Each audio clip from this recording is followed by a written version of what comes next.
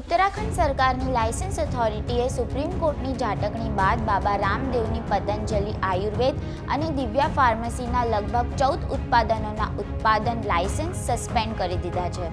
સાથે જ સંબંધિત વિભાગોને કડક કાર્યવાહી કરવાની ભલામણ કરી છે.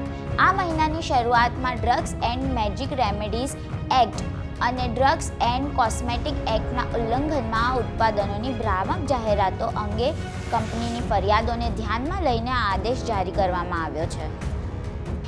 ઉત્તરાખંડ ડ્રગ કંટ્રોલ ડિપાર્ટમેન્ટની સૂચના અનુસાર દિવ્યા ફાર્મસીનું લાયસન્સ તેના ઉત્પાદનોની અસરકારકતા વિશે વારંવાર ભ્રામક જાહેરાતો પ્રકાશિત કરવા બદલ બંધ કરવામાં આવ્યું છે.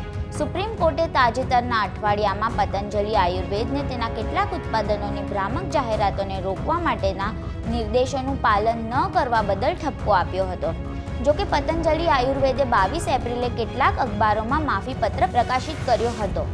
આજે સુનાવણીમાં માફીનામા મુદ્દે સુપ્રીમ કોર્ટે નારાજગી દર્શાવી હતી અને તેમને પૂરતો સમય ફાળવવામાં આવ્યો હોવાનું કોર્ટે કહ્યું હતું.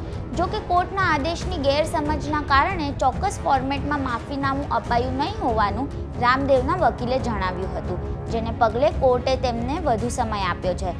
સાથે જ બાબા રામદેવ અને એમડી બાલકૃષ્ણને આગલી સુનાવણીમાં હાજર ન રહેવાની છૂટ પણ આપી છે. કોર્ટે ઉત્તરાખંડ સરકારને પૂરતા સમયમાં એફિડેવિટ રજૂ ન કર્યું હોવાથી તેમની પણ ઝાટકણી કાઢી હતી.